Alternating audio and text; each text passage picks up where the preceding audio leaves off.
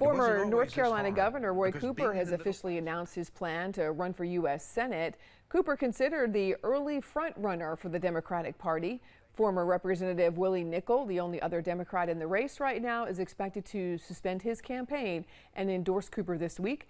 The open seat is currently occupied by Republican Senator Thom Tillis, who announced he would not run for a third term after he was criticized for refusing to back President Trump's big policy bill.